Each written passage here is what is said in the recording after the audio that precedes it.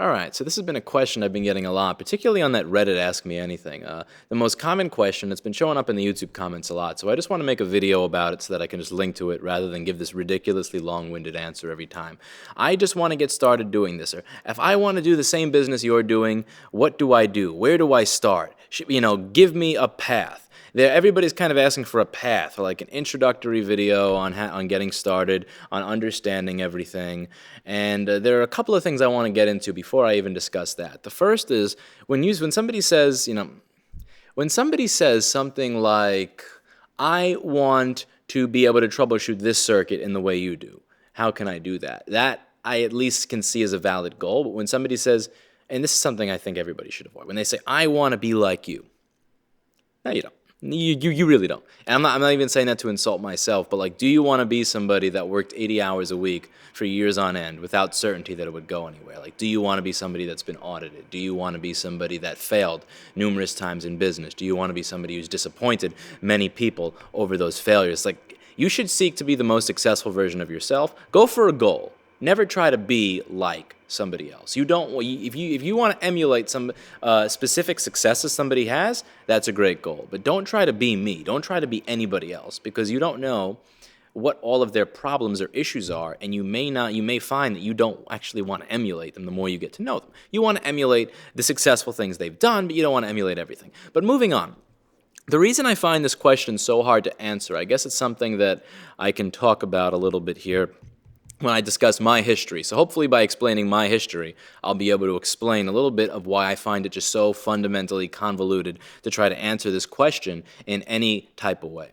So when I was 16 years old, I worked at Modell's Sporting Goods. It was the only place that would hire me. I remember I only got a job interview of the two places that I applied to. One was KFC, Kentucky's Fried Chicken, and the other was Modell's Sporting Goods. And I remember telling the manager of Modell's Sporting Goods in the interview, he goes, why do you want to work here? And I said, because I would rather clean the windows here with a toothbrush than be a manager at KFC.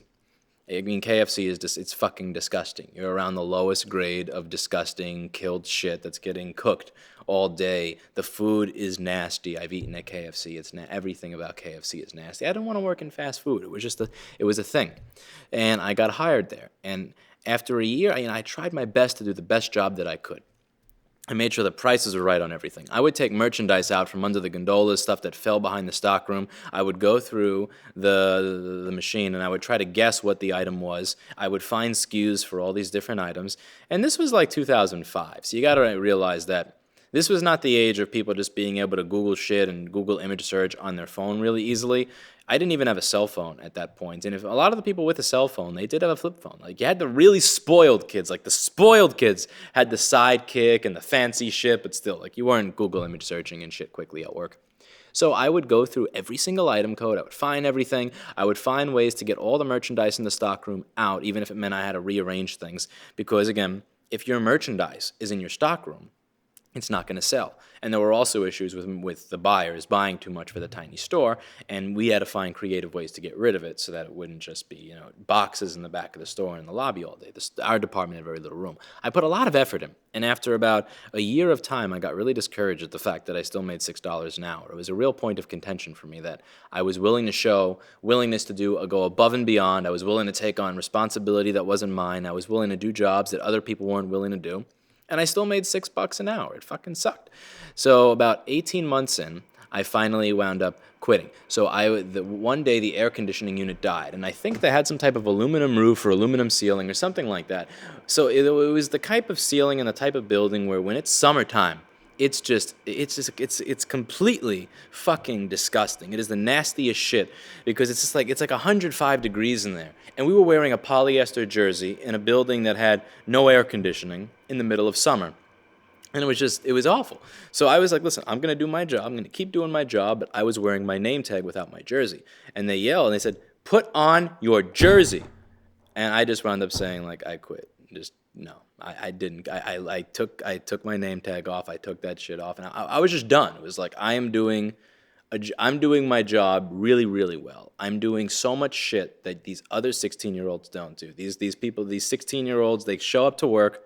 They will do work if a customer complains at them, and they will put stock out if somebody bitches. I get every single one of these things out every single day. No.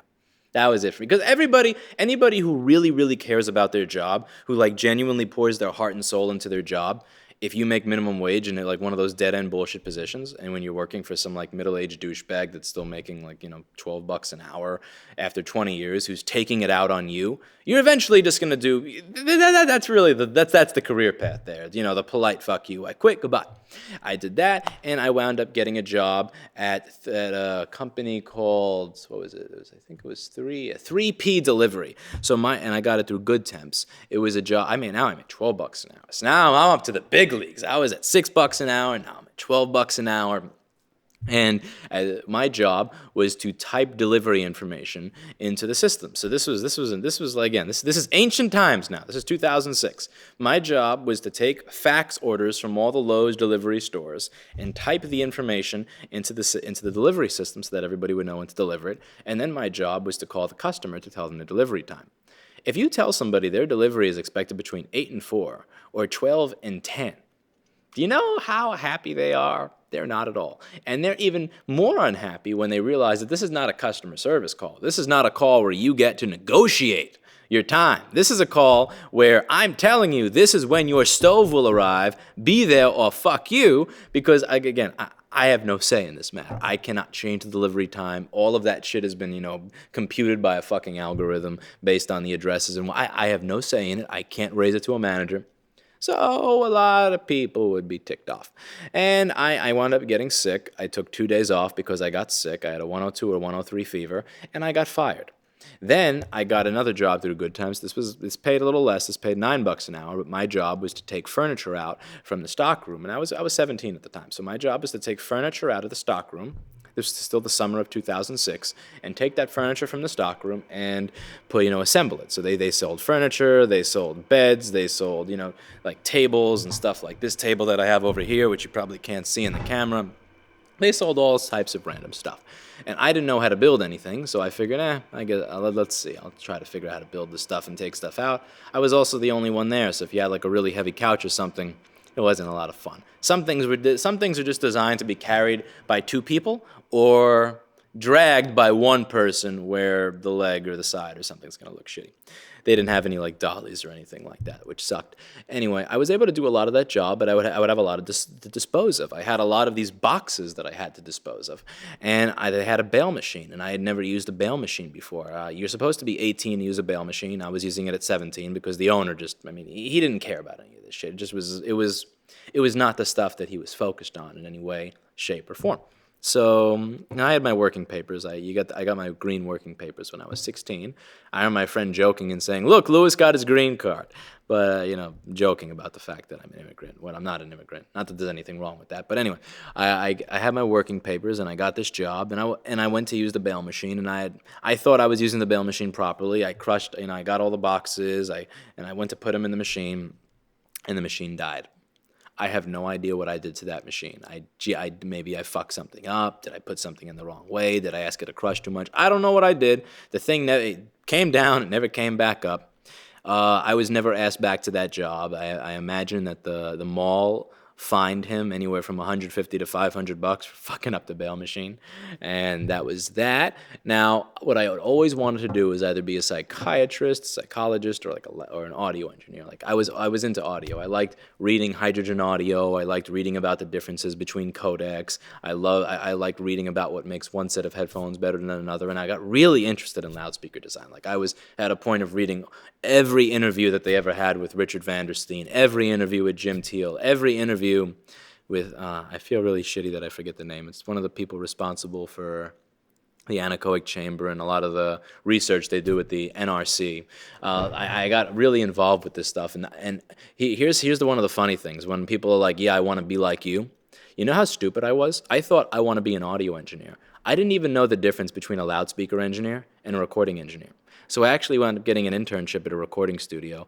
I was so fucking pig-headed and stupid that I didn't know the difference between a person whose job it is to design loudspeakers and a person whose job it is to record music. Like, I literally didn't know the difference between those two. I just thought audio engineer. Oh, it's like I want to be an audio engineer. It's kind of like, when you know you're meeting somebody who's really inexperienced in the world of IT when you ask them what would you like to do, and they say computers or tech. And that's one of the problems that I think, again, a lot of people get discouraged when adults talk like this, but when you say things like, I want to do tech, or I want to do computers, the interviewer or the recruiter is going to look at you silly because they don't know what the fuck to do with that. They may have jobs available, like, you're going to set up a server, and you are going to set up a phone system, you're going to install security cameras. They need to know what it is you're looking to do. If you don't tell them that, then, they're not really going to know what to do with you. Like, I do computers, like, there's nothing that a job, that a manager is going to be able to really do with you. And I had that same mentality. What do you want to do? Audio.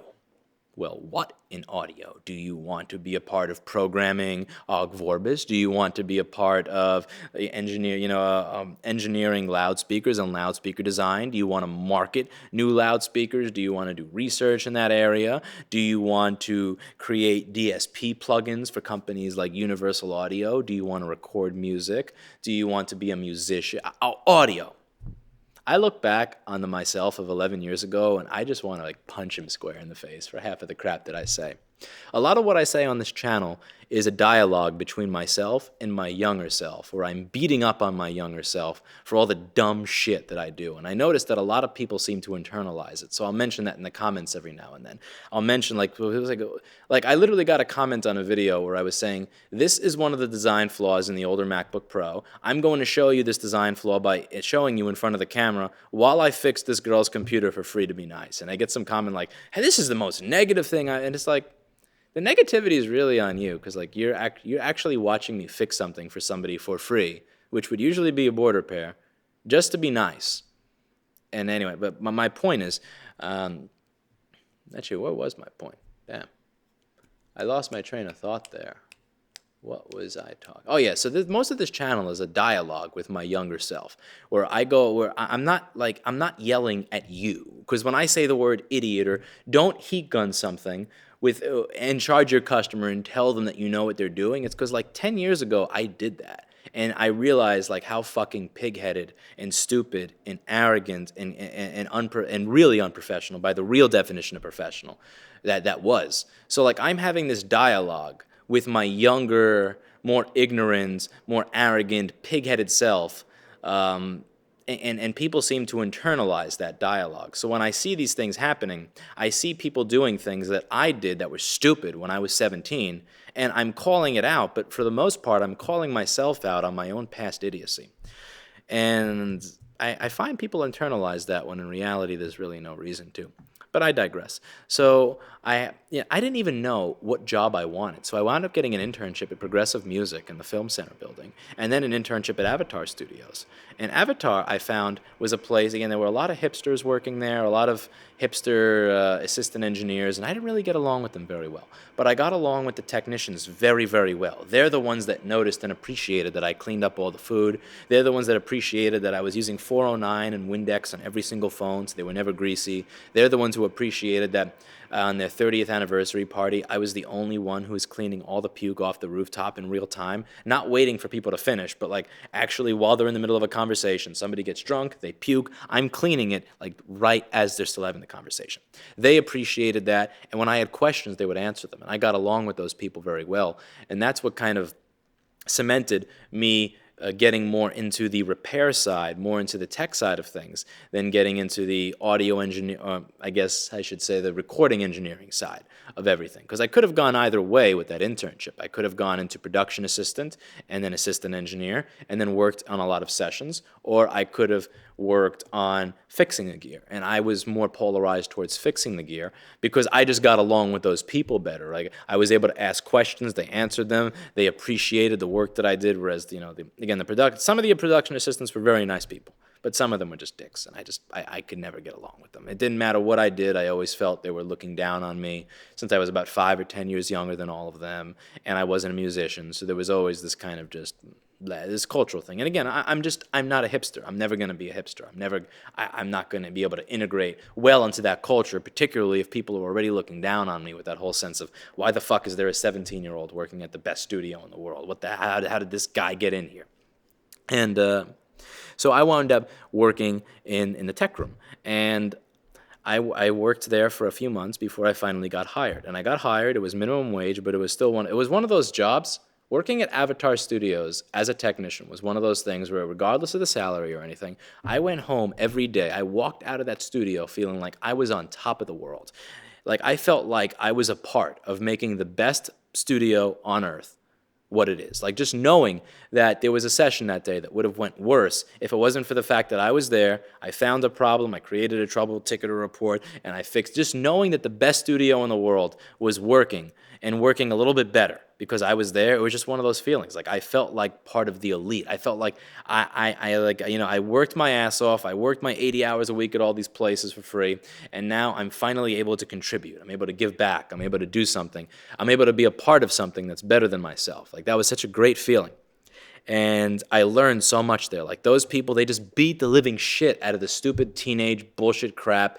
Arrogant, I know everything, I don't have to learn anything, I'm just going to figure it out. It doesn't matter if my soldering joint is, looks bad, it's probably good enough, I'm going to move. Like, all that crap, like, they just pounded the fucking piss out of me every single day until all of that crap was gone. I learned pride in workmanship. I learned pride in a job well done. I learned staying for an extra hour if it meant getting the measurements just like this much closer to perfection for the next day. I learned pride in the work. It wasn't a job. It was, this album is going to sound a certain way because you did your job properly. That musician is going to be able to make decisions not based on what equipment works or doesn't work, but based on their own artistic preferences, their own artistic vision. That is your purpose. You are of service to these people. It is not a job. It is not something you do in exchange for money and then run home like at Modell Sporting Goods, where you just got to put out all the basketballs as quickly as you can so that you can get home before 9:30. This is, what you do matters.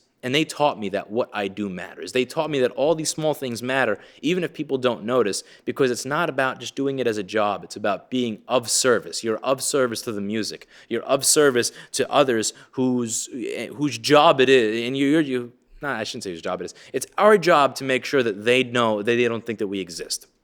If they know that technicians exist at the studio, in some way, shape, or form, we have failed. So this whole idea of being of service to a greater goal, or of service to a greater good, or something that has nothing to do with me. It's not about whether I go home. It's about whether they can record great music tomorrow and not notice we were there. Like, that's all stuff that got beat into me at that place. I was very, very happy to have become a better person working there. Like, I was 18 years old when I wound up quitting. I quit about 6 months after I got hired, and around there, and I felt bad about it. But I looked around, and I was just looking at the people who worked there, and they were nice people. They were caring people. They were people who really had a part in making me a better technician and somebody who approaches customers with this mentality that allowed me to be successful. If I had continued my 16, 17-year-old mentality the way I was continuing before I started working there, I would never have had a successful business. Nothing would have ever went right. No customer in their right mind would have brought me anything. Because at the end of the day, for any of the jokes that I make on this channel, for any of the jokes I make in person, I care about being of service to others. My goal is to make you happy. My goal is to make something work again that didn't work again to a standard that I can be proud of, and make sure that it lasts. Like, again, that whole idea that they had where they would use masking artist tape on a console module and write their initials on it and the date. And like this pride in workmanship, just knowing that your initials are going to be there 20 years later and everything you did is going to be perfect, like that was instilled in me there.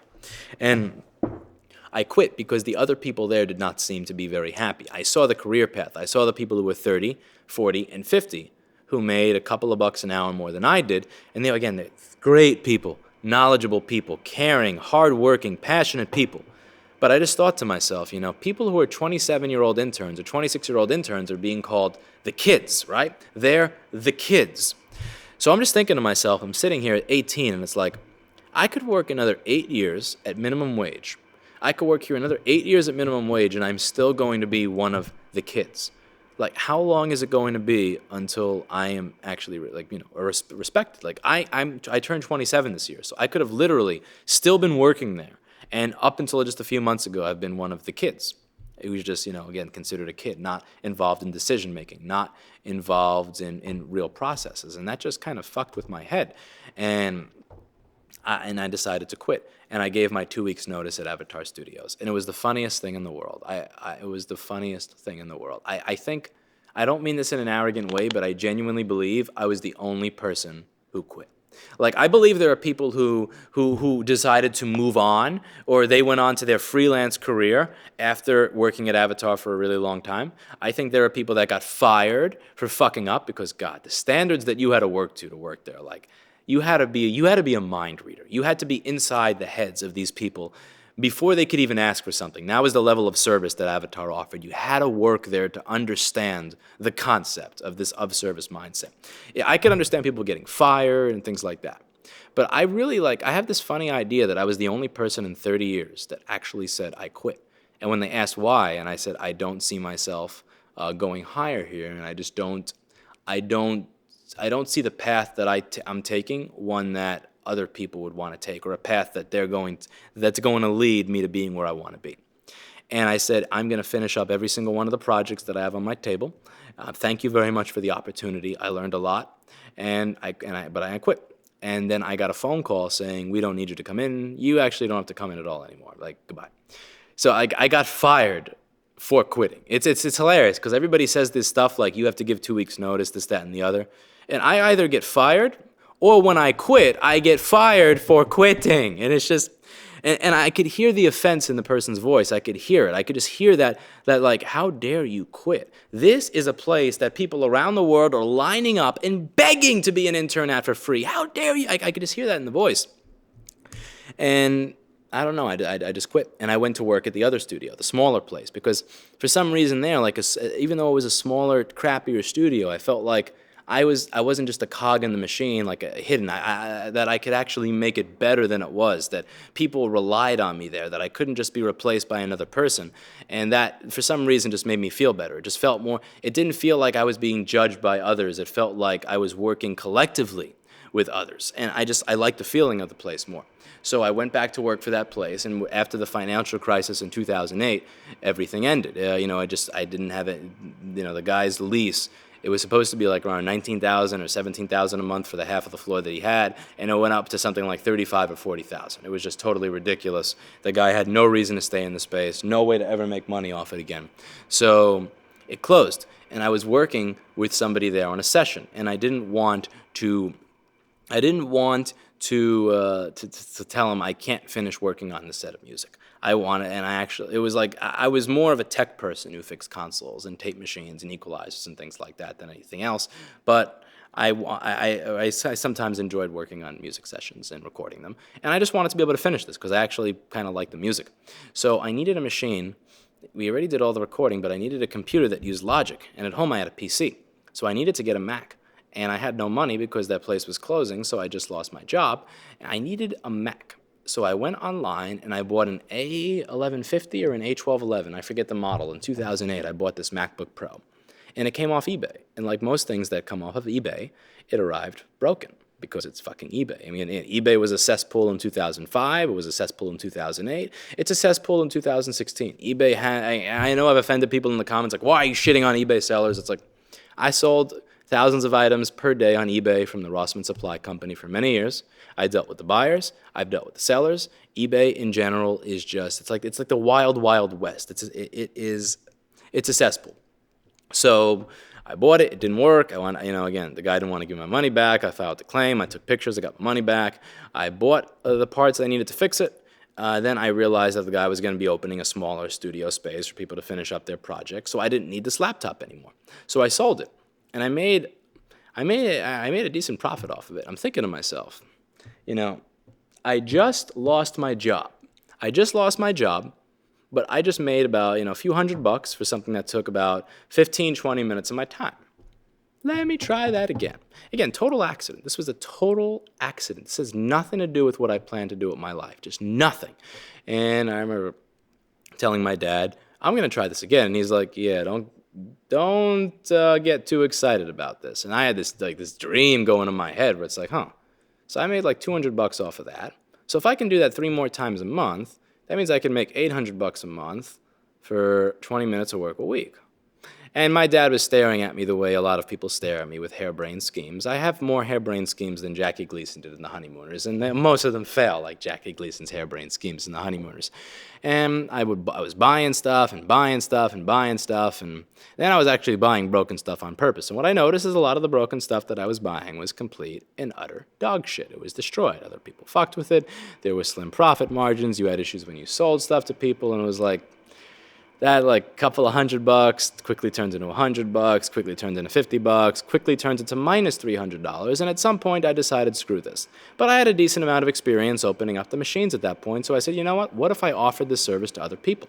So I started offering the service to other people, and I'm offering the service to other people, and I'm going along and I'm making my money, and I'm meeting people at their jobs or at their work, and what I did was I had, I had my ad set up pretty much to say what people wanted to hear. So I would ask all of the customers what their concerns were, and I would listen to the concerns. And every customer concern was, how long will it take? How do I get this done? What is the cost? What are the what parts are you using? And do you have reviews? Who the fuck is doing this? So what I did is I took each concern individually, the questions that everybody would ask, and I put them on a site that was an absolutely disgusting, horrid, disgusting, garbage-looking website. But what I did is I had the website set up to answer each person's individual questions. And the funny thing is there were all these beautiful websites, and they were choosing me anyway because all the other websites, what they were doing, this is the thing that Jim Camp talks about in his book, Start With No. I think it's called Start With No. He says that everybody presents, but they don't present to they present the wrong information. They just start saying what it is they're supposed to say, diarrhea of the mouth, instead of actually talking based on somebody's real concerns. And they give away too much information, they give away irrelevant information, they confuse the customer doesn't buy. And what I did is I would just, I opened my website based on people's genuine, real-world concerns, whatever I thought actually concerned them, whatever feedback I received from them. And the shitty-looking website was getting me so much business just because the website itself was answering everybody's question before they had a chance to ask it. And I was getting more and more and more business. And the place that closed, that guy, he opened a space, just one single room, at this new place called, I believe, Play Studios in Midtown. And the Play Studios was a place where almost nothing ever worked. One of my best friends, Jake, was the manager for a while. Nothing at Play Studios ever worked. They put so much money into a fancy lobby, and they put no money into any of the equipment.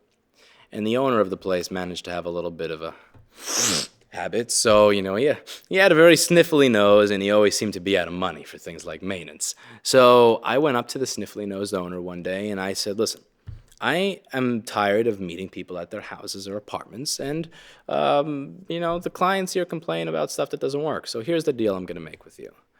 I am going to make sure that you never hear a client complain that something didn't go right in their session, that something didn't work again.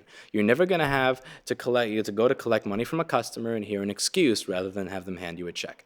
Everything will always work to a standard where people are willing to pay. In exchange, I'd like to use the place for my business. I'm not going to meet 20 people here. I'm not going to put up a sign. I would just like to be able to meet people here, store the stuff that I need to work, be able to do my quick 10, 30-minute jobs in and out, and he was totally fine with this idea. And it worked very well. And the shit that I did for those 2 years, again, I didn't say that I'm going to fix everything in the factory. I said that nobody's ever going to complain. Big fucking difference. So like if a tweeter blew out, again, I'm not going to pay out of pocket to replace it. He has a habit to attend to. He's not going to give me the $100 to go downstairs and buy one. So I would go inside the tweeter, I'd find the coil, I'd go work my way around the coil, find the part where it burned, slice, solder. You're not supposed to solder a tweeter coil. That is total bullshit. But I would do it.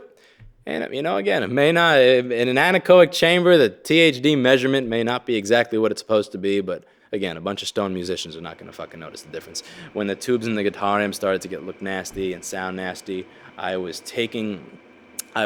had these acoustic panels on the wall. So I took one of them off and put it on the floor. I left one on the wall. I would take the tube, throw it at the wall, fall. Take the tube, fall at the wall, throw. Throw it at the wall, it would fall. Pick it up, do this again for an hour. Do this for an hour while I'm talking with my friend, shooting the shit, throwing the tube. A lot of the junk on the side of the tube goes away. A lot of stuff in the filament goes away. Sounded better. Like, I did so much shit at that place to make everything work at all times. I made sure everything worked all the time. Not perfectly, not to manufacturer standards. I would use whatever know-how in my head. Again, I was pulling transistors out of headphone amplifiers and putting them into KRK active studio monitors. Not even matching shit just to make stuff work. Like, I did everything possible to make sure everything in the rooms worked. And it worked. And this arrangement worked for about 2 years. Eventually, everything came to an end there. And everything came to an end. And when everything came to an end, it was under new ownership. And the new owner was, it was one of those people that thinks that because they own a record label, that they know how a recording studio should be run. And they had this one person come from the label, and it was just... Remember that story I told about how at the Senate hearing, they said that when I use a wire on a MacBook to fix it, I turned it into a PC? Remember that? This was kind of like that. So the guy's like, oh no, they want to see the big DJ speakers in the mix room. They don't want these little KRKs or NS10s or or Auratones or NS10s or anything. They want to see the big they want to see like these ones. And he points to the ones that are in the rehearsal room. It's these $100 powered JBLs. They're huge, $100, $200 Eon or whatever power. They sound like cock and balls. They're meant for rehearsal. Those two speakers are designed for rehearsal clients to scream their ass off into them, do stupid shit, plug shit in and out, and for them to not explode. That's what they're designed for. They're not designed for music to be mixed on. Nobody is mixing music on JBL $100 big powered PA speakers. It's just not the right tool for the job. And he says we have to replace all the things in these rooms and put this stuff in there. And I know if I do that nobody in their right mind would ever pay to use this room again. It's just it's just the dumbest shit I've ever heard. And I remember, and I wouldn't say it out loud. I was using the space for free, but I would just express my opinion in a polite manner. Now, one day he calls me to talk about how he feels like I'm contesting his opinion. I'm contesting the things that he's saying. And I hang up on him. And then I'm cleaning my bathtub, right? I'm cleaning my bathtub. Going along, cleaning my bathtub, and I get a phone, and I didn't get a phone call. My hands were wet, so my phone was wet. So it kind of dialed him because the phone was wet. It was a Samsung, I think T959. It was the Galaxy S4G, whatever model was the Galaxy S4G phone. And it dialed him because this is before they were liquid-proofed well. And I'm talking to this girl that was in my apartment, and I'm saying, like, these pieces, like, these people think just because they sell drugs or whatever it is that they do, or whatever, like these people think that because they know how to do this, that, and the other, they know how to run a studio. Why don't they just let me do my job, and then they can do their job? Why do they have to pretend that they know what the fuck they're talking about? Why are they asking that I put PA speakers into a fucking mix room when these PA speakers are not only PA speakers, but they're shit-sounding PA speakers? Like, why are you asking me to do that? Why are these idiots asking me to literally destroy their space so that no client ever again in their right mind will spend $50 or $100 an hour to use these rooms? I don't get it. Stick to what you're good at. And he was at the Grammys, and he puts me on speakerphone, and everybody hears it. Yeah, I wind up getting a phone call from the owner like, does this guy know who he is? Does he know what I can do to him? I'm gonna get him and his fucking family. Yeah! It's like all this. And it's really funny because like my friend Jake, who manages the place, one of these days, he actually was walking back to the studio one day, and he sees that guy, the guy that makes all these threats, like, I'm a big man, yeah, look what I can do, because I got money, I'm a big man, all this shit.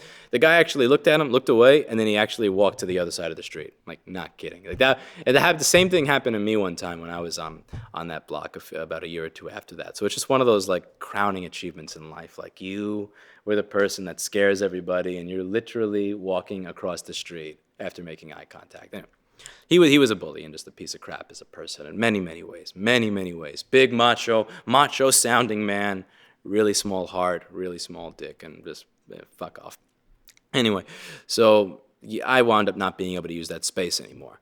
Well, I need a space. I built my business around this. I'm months into that supply company now. I've built my business on customers being able to come to me. I've built it off of being in Midtown. Fuck. And this one guy that used to sleep on the couch, who is also the assistant to the super, at the building next door. He used to sleep on the couch because, you know, I think sometimes he was kind of homeless. But he was a really nice dude, really nice guy. He's in jail now, but that's a story for another video. But he actually introduced me to the owner of a place next door who had a space available. Alicia Keys' management company, MBK, had just moved out of the space, and it was this huge, beautiful, nice space. And the guy he understood who I was. He knew that I was somebody who, you know, the people in that building respected. They knew that I was one of the few people that had a business that was actually fucking profitable instead of, you know, like mooching off of other people's money constantly. I took in money. That was more than the money I was spending. I had a responsible business model. And that was kind of my reputation. I was a boring person. I wasn't a musician. I was just a tech person, but I had my business affairs in order by that point. So I get the space next door. And it's like $3,300 a month. And that was like one of the biggest leaps for me. It was just getting to a point where I'm actually paying for a commercial space. And that was a scary leap of faith for me. It was scary because I had never thought of things in those terms. Like, I knew that I was paying about $100 a day. So I had to make a certain amount of money every single day. That was just a responsibility that I was not used to, and it changed a lot of the way that I do business. I started offering more services. I showed up to work for 10 or 12 hours a day instead of just when I feel like, or just enough to pay for my apartment. I treated it more like a business than I ever had before. And it's one of those things you notice when you treat something like a business more, that you wind up getting more business as a result. Just because you're just doing, you know, again, you're open to opportunities that you would have missed earlier. And this was also after I actually got a loan for $7,000 from somebody that I had paid back a few months prior. And so where was I with this story? Oh yeah, so I get the space and I'm sharing it with people, and I'm noticing as time goes on, I just can't fit everything into this space. It just doesn't work. And at that time, I'm also noticing the decline with that supply company. So I'm just kind of realizing it really doesn't matter what I do.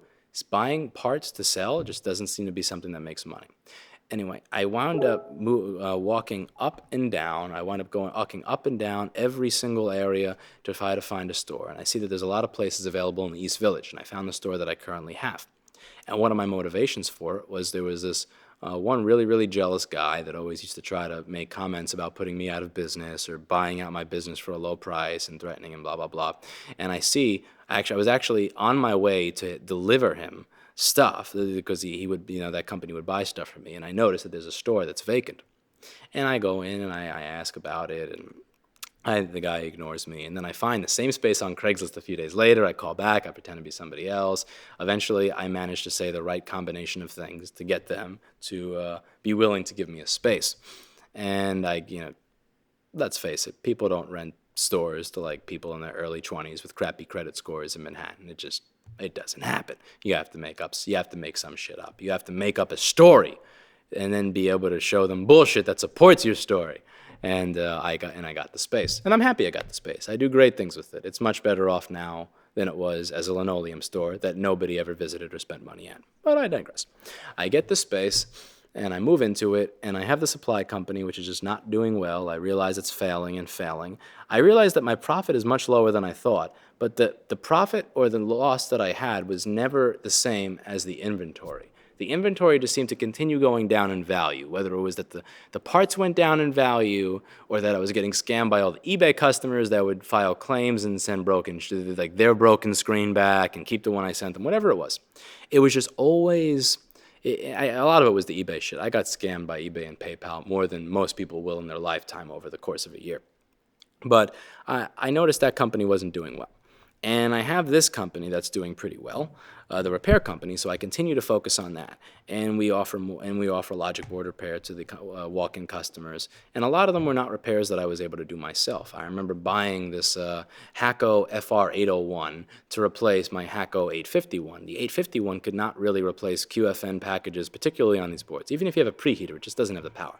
The FR801 did have that power. And I got that in 2012, and I remember buying it. I remember the first board repair besides a backlight fuse that I ever attempted. It was the stupidest shit in the world. Like, at least on a MacBook. I don't mean a board repair on like a console module, because I've been doing stuff like that, or like, let's say, a Neve 2254 and shit like that. I've been doing that since 2007. But the like MacBook stuff, like actual board level repair that's not not a backlight, not just a fucking backlight fuse.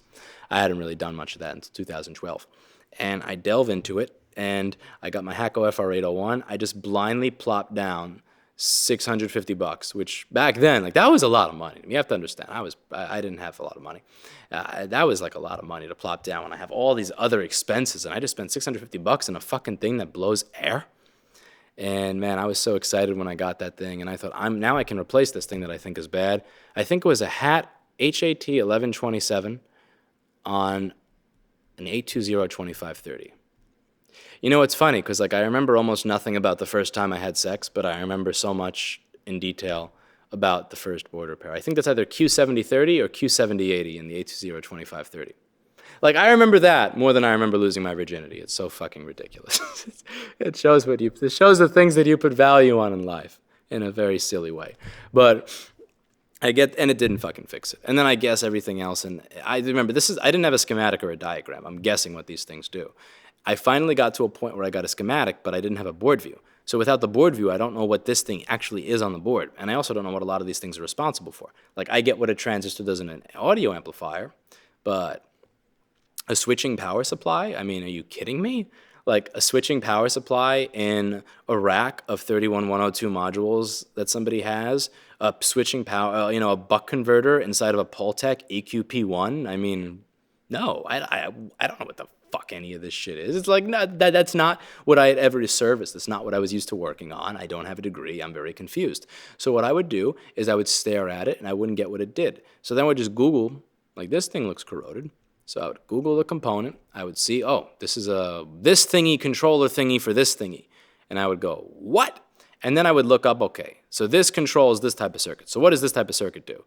And then I'd say, okay, great. So that's what that type of circuit does. So it takes this and turns it into this. How the fuck does it do that?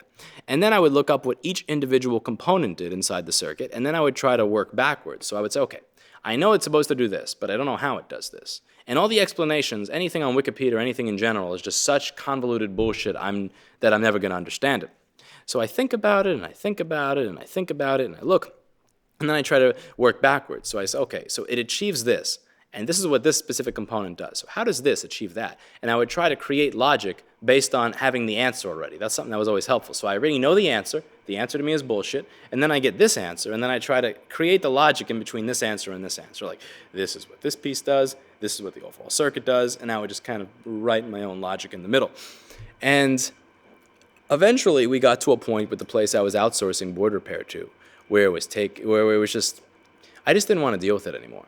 And the thing is, ironically, I have a lot of sympathy for the issues I was dealing with now, with what others do to me. Like, people send me boards that have been fucking pissed on by a cat. They want it fixed within a day, and they don't understand how it is something else could go wrong when I fix a board that was pissed on by a cat. They also don't understand the concept of, like, when you send me something that's been pissed on by a cat, I'm not going to fix that first. I'm going to fix all this easy shit before I get to that. But that wasn't really what got to me. What got to me was sometimes I could communicate with this individual, and it was very clear-cut, easy communication. When I had an easy question. When I had a difficult question, this person magically went away, and they always had some kind of reason as to why.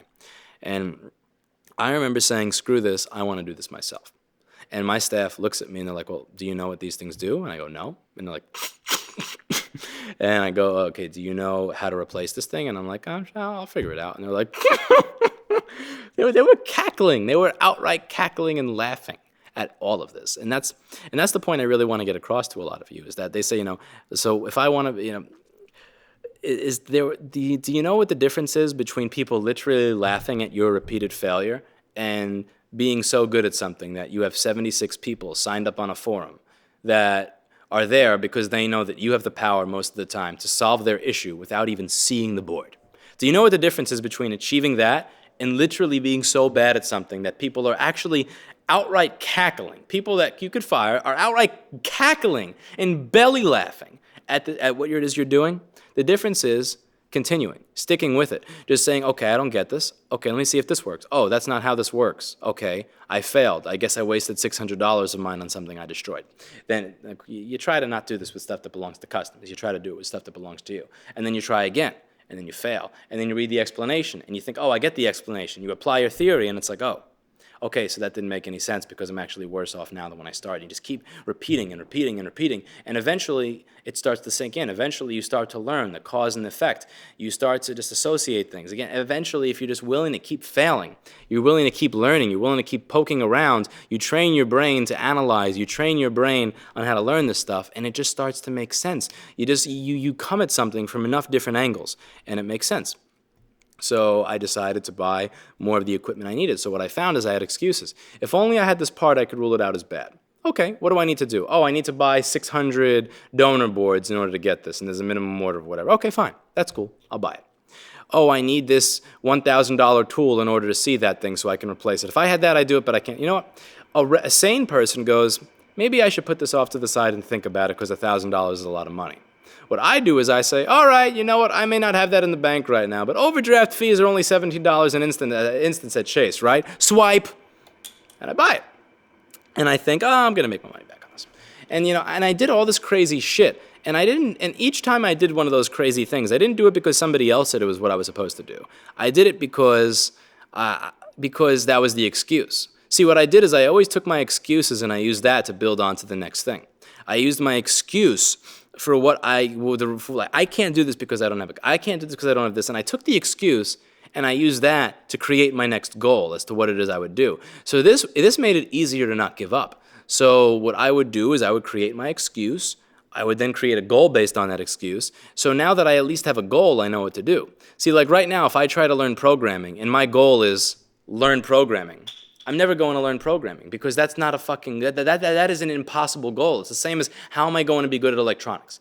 If my goal is I want to know what the fuck these three chips do together and why there's a squiggly thingy in front of it, how does that take this and turn it into this?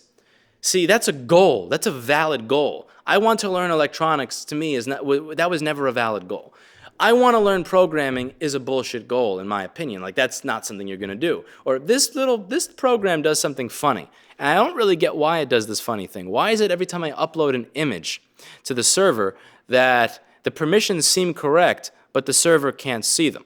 See, that's like a problem that you're willing to solve, and that's a valid goal because then you could research that individual problem. You could look into that specific problem. You could look into other people who may have had it, how they fixed it. Then you figure out, oh, is this line of code that's bad? Okay, well, I don't know what this fucking line of code does. What does this one do versus this one? What do these arguments mean? And then you can kind of, then you learn. But a goal of I want to learn programming, or I want to learn electronics, or I want to be like this person, to me, those are invalid goals. Because they're just so open-ended. Again, it's like, I want to learn computers. And I had invalid goals for a very long time, which is why I didn't learn anything. Are you fucking with Mr. Clinton? I just saw Mr. Clinton kick, so I'm hoping he's not. Are you defending yourself? Who knows? They're cats. So having a valid goal helped me every step of the way. And that's one part I want to get across to a lot of people. You need a problem to solve. You need a valid goal. It's not, I want to get started, where do I start? You start by finding a problem. And then you start by coming up with all the excuses as to why you can't solve that problem. And then you tackle each excuse. And what you're going to find is that people are going to think you're nuts. When you spend all this money on, again, it sounds silly, but like spending $700 on something that blows hot air when I don't know how to use it, people would think that's kind of funny. Spending $1,000 on something that allows me to see tinier shit that I may not be able to work on, that I may not understand, just because that was the prevalent excuse at the time, people are going to think that's kind of fucking crazy or kind of weird. I mean, it may seem, again, to you the viewer, watching the channel with 150,000 subscribers, that has a mail-in business on board repair, that teaches a class on board repair, that has 70-something subscribers to a paid forum answering questions, it seems totally sane. It seems sane because I'm successful. It's that success bias thing, like where it's easy to explain everything after you're successful as making sense. It doesn't make sense when you were a failure, when you don't know what you're doing. At that point, it seems fucking ridiculous. It seems insane. It's something that any sane person that you explain it to is going to laugh at you for. And I was totally okay with that. The reason I was okay with it is because it took an excuse and it got rid of the excuse. And it just erased the excuse. So I would just keep erasing my excuses. And what I found over time is some excuse erasers were great. And some of them were bullshit, like an oscilloscope. That's a great teaching tool. It's not really a tool that you use to figure things out. I realized, okay, now I can see what's there, but it's not there. Okay, but like, why is it not there? How do I get this signal to be there? Okay, I could see that it's not there, great job, Oscilloscope, for showing me that it's corrupt, but why? Like, I learned that there were some things that were lame. Or like the Zalmal, the BGA rework machine. I mean, you're not buying new graphics chips. Let me just tell all of you out there that think that you're buying the good ones. If you think you're buying from the same pile that Apple is buying, I feel bad for you. Like, again, when people, you know how they bin CPUs? Like, they want to make a 4 gigahertz one. They make this one, and it passes all tests at 4.2, so they make it 4. This one fails that test. They don't just throw it away. They sell that as 3.3 or a 3 gigahertz CPU. I believe the same thing is true with a lot of those BGA chipsets. Like, the reason that all of these companies that do that are doing work that lasts for like 4 months, even when they're replacing the chip, when the original chip lasted for 2 years or so, I strongly believe that's because that all the chips are coming off the back of a truck. And when you ask companies like AMD and NVIDIA and ATI, and they tell you, we have no distributors for this chip, we don't sell them to people, I don't think they're lying. I genuinely believe that somebody else is just picking up their trash and then selling it as new and good. So some of the stuff like the Zalmal was a really bad investment. It was just like, my excuse was I don't have a precision tool to replace this chip. And then I got a precision tool to replace that chip, and it's like, yeah, I have it now, but like I fix a board once a month with it.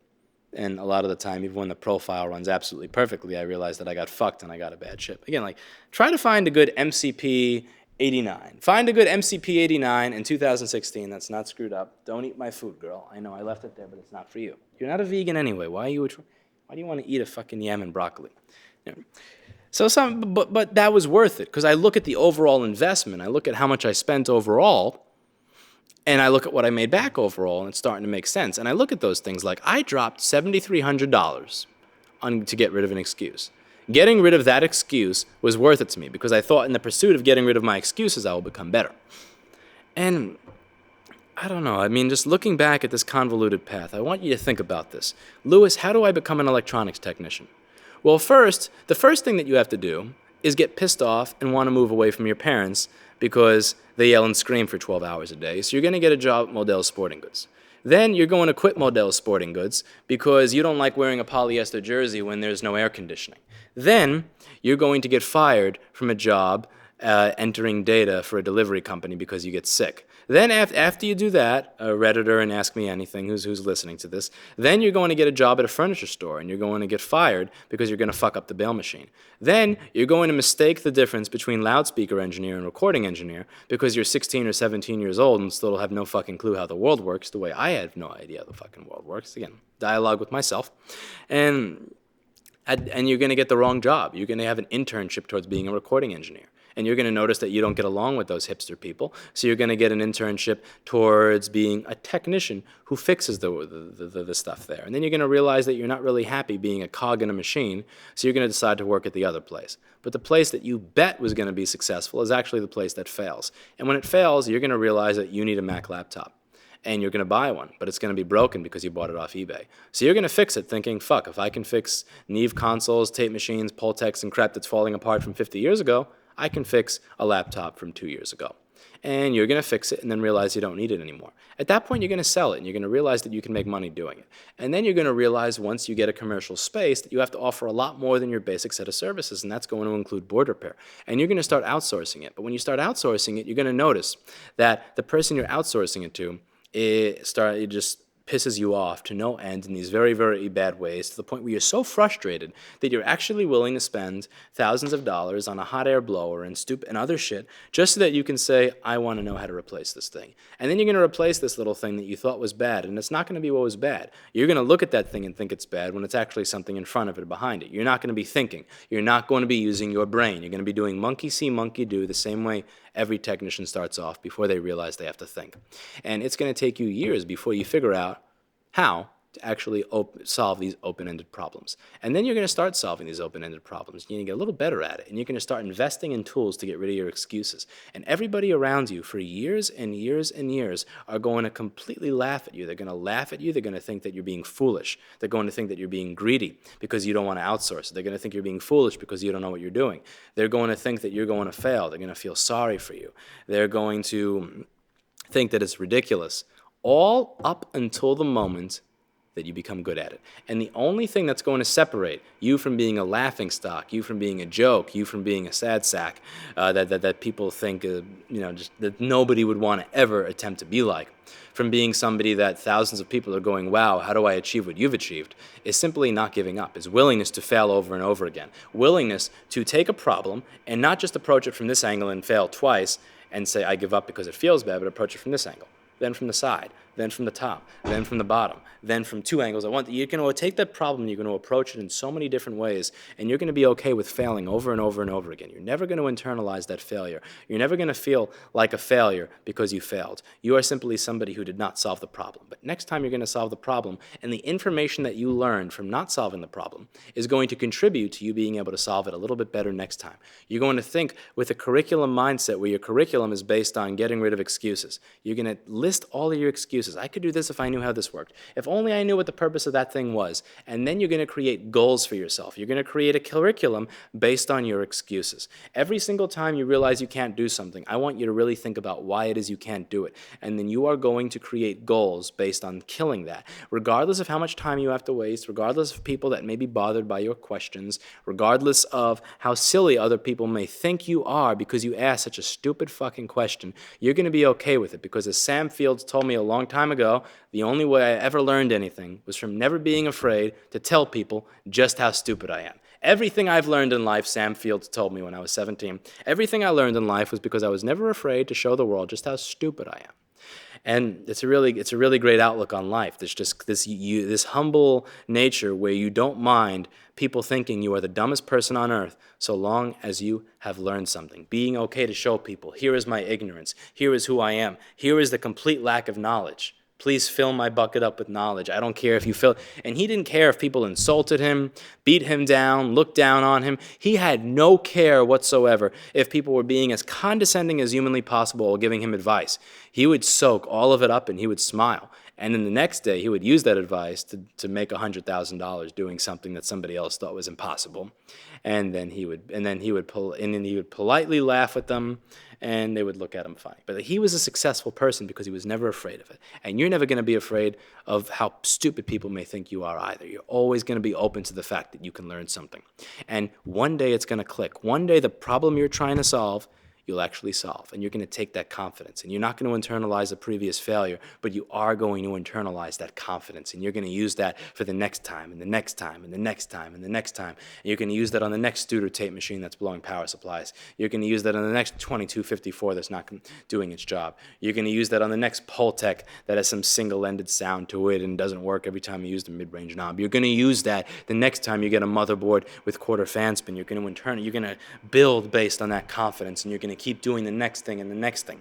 That's how it works, but you have to have a problem to solve. You have to have a problem to work towards. You can't think, I want to do audio. You can't say, I want to do electronics. You can't say, I want to do programming. You have to find a specific problem to solve, and you will move forward from there. But it starts with finding a problem. I can't tell you how to become good at any of this because I have no fucking clue how I wanted to be a loudspeaker engineer. I wanted to be the guy that could work at Teal Audio or Vandersteen and design a new speaker. That was my starting point. I fix laptop motherboards, I give motivational talks on the internet, and I teach motherboard repair. And I try to get legislation passed through the Senate. Like, how the fuck did I go from my starting point to here? I have no idea. I don't know how to explain this to people. I don't know how to explain to people the happy accident of realizing I could make money off of losing my job when I bought something broken that I didn't expect to come broken and fixing it. I don't know how to explain the fucked up feeling I had in my head that one day I decided that even though I'm only qualified to work on analog electronics from the 50s, 60s, and 70s, that I'm going to take on shit that I can't see, that where I don't know how it works, where I don't have a schematic, where I don't have a board view, and above all, I don't have a clue in a professional environment. Like, I don't know how to get across to people what was in my head when I decided to do that. This was all an accident. This was never something I intended to do for a living. This is never something where I had a specific plan. I never had a plan. I still don't have a plan. I have no idea what I'm going to do next. I just kept following what was in front of me. I kept solving the problems that were in front of me, and I just kept trying to get rid of my excuses each step of the way. And that's how I got where I am. I don't know how to explain that in a single post. I don't know how to tell somebody how to be like me. I don't think that you should be like me. Because again, here's the thing. Here's the thing I really want to get across with this video, and that I've been failing to this whole time. You can fuck up the bail machine. You could get fired. You can't follow. You can't follow in my footsteps. It's impossible. You'll never do it. You're never going to have the same sequence of events. You can't decide that you want to be a loudspeaker engineer, fuck that up, and then figure out that you want to be, and then follow the path of becoming an audio engineer after you quit Odell's Sporting Goods because somebody bitches at you that you have a polyester jersey on, get fired from a 3P delivery job, fuck up the bail machine in the Staten Island Mall, get a laptop broken and decide that you're going to you can't follow that path. It's just, even if, and to follow that path would be the most convoluted, stupid thing I can imagine somebody do. That's why I really don't like answering questions where they're like, what steps did you take so that I can take them? Because I think a lot of people, they genuinely think I sat down with a book and I had a plan, and then I specifically followed that plan out to success. My life is a result of every single little thing failing along the way in this just terrible, depressing manner. When I found out that I was in the wrong career, I felt, I really mistook audio engineering and loudspeaker engineering. That was depressing to me. When I realized that when I was pursuing recording engineering and that I wasn't getting along with people, and I got along better as a tech with those people, and I was good at solving those problems, even though there was an enlightening moment, I mourned the career path that I thought I was on. That was depressing to me. When that second studio I worked at went out of business, that was a real kick to me because I spent 2 or 3 years of my life working for close to free at a lot of these places, and I had nothing to show for it. That was like, I mean, I'm turning 20 years old. I'm thinking to myself, like, I'm not a kid anymore. I'm on to the next decade, and what do I have to show for it but not having a job?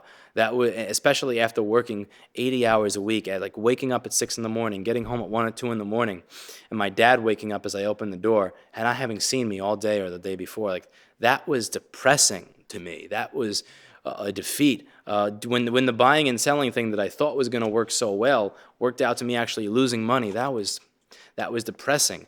When I got kicked out of that space that I was using for 2 years, I didn't know what I was going to do. Like, how do you explain to somebody how to repeat accidentally dialing somebody? How do you repeat that? How do you repeat me cursing about a record label executive who thinks he knows what he's doing, who wants me to put PA speakers in a room that used to have NS10s that every engineer liked? How do you recreate that scenario? Because here's the thing. All the things that occurred to me up to this point made me who I am. So if you change those things, again, if you change those things, I may have not become me. If I was treated well at Modell Sporting Goods and I was given even the smallest raise or promotion to show that they appreciated me, I would be a middle manager at Modell's. I would be making $15 an hour at store 62 in Staten Island, telling teenagers how to put price tags on basketballs, answering the phone saying, Modell Sporting Goods, your hometown sporting goods store, how can I help you? I would still be doing that right now. Like, I really believe that. The reason that I am where I am is because all these things happened over the course of my life, and it's not something that's repeatable. And I don't mean that as an insulting way. I don't mean that to get people down. I don't mean that to depress people. I mean it because in an encouraging way. I want you to realize that whatever convoluted, fucked up ass life path that you're following, you have some control over making the most of where you are. So I want, like, you may be over here, right? And your goal is here. I may have started here, and what I got up to here, you may just have to go from here to here. It makes no sense for you to go all the way back there and take this alternative route that may not even get you to what I've accomplished. You have to find that for yourself. And it's not because you're not good enough to go through my path. You may actually be, you may be too good to go through my path. You may not be somebody that's going to want to work at a fucking furniture store for $9 an hour and be so fucking dumb like I was that you managed to break a damn bail machine. How do you explain that to people? How do you explain this as a path to success? It's not something that I can explain, and I don't mean to sound cocky or arrogant or say that you cannot achieve the success I have achieved or greater. It's just I fundamentally have no idea how to answer that question without talking for an hour and 3 minutes and 20 seconds and in a way that actually helps people. Because you're not going to follow that path. You're going to follow a totally different path. All I can do is tell you to follow the big bullet points of what I did. I focused on solving the problems that were in front of me. I focused on getting rid of the excuses that were in front of me, and I always followed the things that made me money. I followed the things that made me happy, and I just kept running with it. And I didn't care about specific goals. I didn't say I'm going to quit this job as a recording studio technician because what I wanted to do is be a loudspeaker engineer. I'm not going to quit this thing of buying and selling laptops because I wanted to be a recording studio technician. I'm not going to quit repairing devices for other people because I wanted to buy and sell stuff. You know, like man, this is honestly probably the worst video I've ever done because I don't think I've gotten across a single coherent point in trying to answer this question. But again, that Reddit thread got literally like, it got 3,000 questions. And I think the most commonly asked question is, where did you start? How did you get to where you are today? And how do you suggest other people do the same? And I kind of feel like I haven't answered. I've spoken for an hour and 4 minutes, but I genuinely don't feel like I've answered the question to a satisfactory standpoint. And I honestly don't think I ever will. I don't know how to answer that question. I don't know how to achieve. I don't know how to say I'm going to do exactly this and achieve it because I never achieved any of the goals that I specifically set out to achieve. I achieved all these other great things. Again, I have a store in Manhattan. I have happy employees that get paid a living wage. I get paid a living wage myself. I have a beautiful cat. I know, but my life is pretty much stable. I have nice speakers at home. I'm able to support my hobbies. I have hobbies. I've accomplished things. I have people that send me emails and letters showing me the stuff that they've done as a result of the content I've put out and thanking me for allowing them to help make things work again. And I'm pretty happy with my life the way it is right now. I'm happy with. I should more say I'm happy with what I've accomplished, but ultimately, I have no fucking clue how I set out to accomplish any of this. I didn't accomplish any of what I tried to accomplish. So I don't know how to tell you how to accomplish what you specifically want to accomplish. Because I'm not a loudspeaker engineer. I'm not a recording engineer. I am not a Modell's manager. I am not the manager of 3P delivery. I'm not the guy who is great at the front. I failed at all these different things. I failed at so many of the things that I tried. And it was just through repeated failure over and over again that I wound up at this goal that if somebody 10 years ago said this is what you're going to be doing, I would just laugh at them. So I hope that answers your question. And that's about it for today, because this is really as long as I could speak into a camera at one point. I have no fucking idea how Eli the computer guy does this every day. Like, for whatever you want to say about the guy, like, how the hell... This is exhausting. I'm an hour and 6 minutes in. He does this every single day. I've done it one day, and I'm probably not going to do this ever again. I don't know how to answer that question. I'm sorry for the rambling, but that's it for today.